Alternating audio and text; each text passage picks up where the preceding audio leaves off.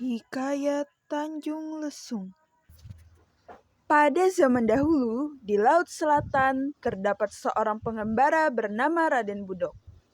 Suatu hari, setelah merasa lelah bermain di tepi pantai, Raden Budok beristirahat di bawah pohon ketapang laut. Angin yang berhembus membuatnya tertidur.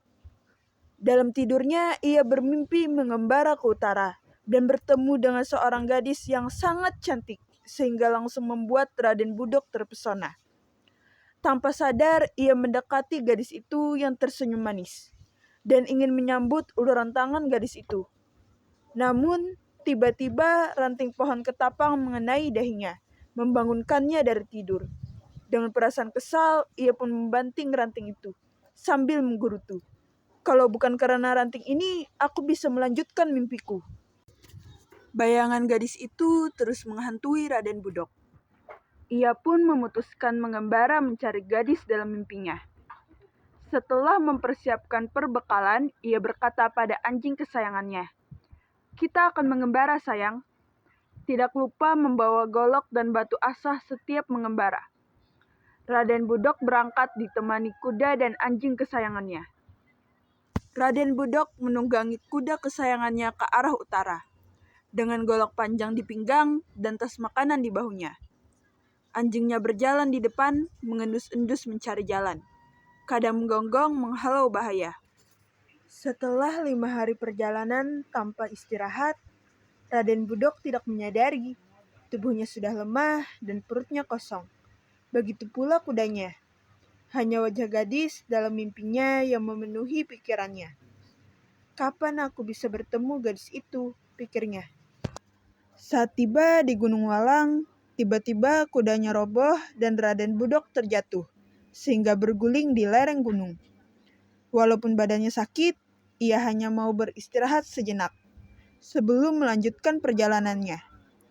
Namun, pelana kudanya robek, sehingga ia terpaksa berjalan kaki. Mereka tiba di suatu tempat tinggi yang sekarang disebut Pilar. Di situ Raden Budok dapat melihat laut biru dan pantai yang indah. Setibanya di pantai Cawar, Raden Budok terjun ke laut menghilangkan rasa lelahnya. Namun, ketika Raden Budok ingin melanjutkan perjalanan, kuda dan anjingnya tampak kelelahan dan tidak bergerak. Raden Budok terpaksa melanjutkan perjalanan seorang diri meninggalkan anjing dan kuda kesayangannya. Kedua binatang itu berubah menjadi karang yang kini dikenal dengan nama Karang Kuda dan Karang Anjing. Sampai di Lagon Waru, diletakkannya batu asah yang selalu dibawanya. Sekarang sudah menjadi karang yang dikenal sebagai Karang Pengasahan. Suatu ketika, hujan turun dengan deras. Raden Budok yang berlindung di bawah pohon menyaksikan penyu-penyu besar dan kecil berjalan menuju laut. Tempat itu sekarang dikenal dengan nama Cipenyu. Hujan yang semakin deras membuat Raden Budok harus beristirahat di dalam gua di sebuah bukit karang yang menjorok. Setelah hujan reda, Raden Budok pun keluar dan ditutupnya mulut gua itu dengan daun nangka. Sampai sekarang, pintu gua itu tetap tertutup daun nangka yang membatu dan dikenal dengan nama Karang Myung-pyuk. Tidak jauh dari sana, Raden Budok tiba di sebuah muara sungai yang sangat deras. Raden Budok harus menghentikan perjalanannya, karena air sungai yang meluap. Di seberang sungai, samar-samar ia mendengar suara lesung. Raden Budok sudah tidak sabar menunggu banjir surut. Tempat ini sekarang dikenal dengan nama Kali Caah yang berarti kali banjir. Karena sudah tidak sabar, dengan susah payah Raden Budok menyeberangi sungai itu dan sampai di sebuah kampung.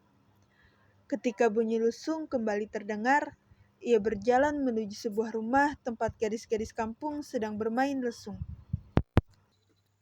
Seorang gadis cantik terlihat sedang memimpin gadis-gadis lain saat bermain lesung. Namanya Sri Pohaci, anak seorang janda bernama Nyi Siti. Setiap hari Sri Pohaci membantu ibunya menumbuk padi menggunakan lesung, sehingga menimbulkan suara yang merdu. Hal ini menarik perhatian para gadis lain yang ingin ikut memukul lesung. Kebiasaan memukul lesung akhirnya menjadi tradisi kampung itu. Menyadari Raden Budok sedang menatapnya, Sri Pohaci merasa malu dan segera mengakhiri permainan. Saat tiba di rumah, ia menceritakan kepada ibunya bahwa seorang pemuda tampan yang tidak dikenal terus memperhatikannya. Kemudian Raden Budok datang ke rumah Nyi Siti dan meminta izin untuk menginap.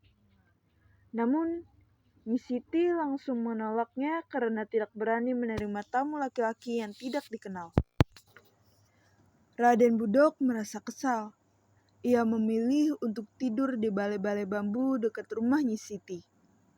Malam itu ia kembali bermimpi bahwa yang membukakannya pintu adalah gadis cantik yang selalu dicarinya. Dan ia diizinkan untuk menginap. Keesokan harinya ia melihat gadis cantik itu sedang menyuguhkan kopi untuknya. "Minum dulu kopinya, Raden," kata gadis itu. "Kamu siapa? Dari mana kamu tahu namaku?" tanya Raden Budok, pura-pura tidak tahu dia anak Nyi Siti. "Namaku Sri Pohaci, anak Nyi Siti." Seiring berjalannya waktu, Raden Budok dan Sri Pohaci saling jatuh cinta. Meskipun Nyi Siti sebenarnya tidak setuju karena asal-usul Raden Budok tidak diketahui dan dia terlihat keras kepala, namun karena tidak ingin mengecewakan anaknya, akhirnya mereka berdua menikah. Raden Budok pun ikut terlibat dalam tradisi kampung menabuh lesung.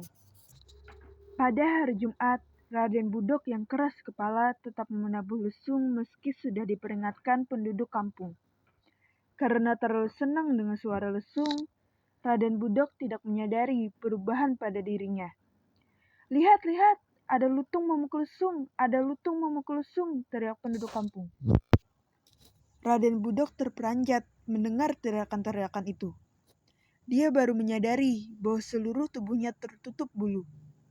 Raden Budok pun lari ke dalam hutan di pinggir kampung itu. Penduduk kampung itu menamainya Lutung Kasarung. Sri Pohaci sangat malu dengan kejadian itu. Diam-diam ia meninggalkan kampung. Kabarnya Sri Pohaci menjelma menjadi Dewi Padi.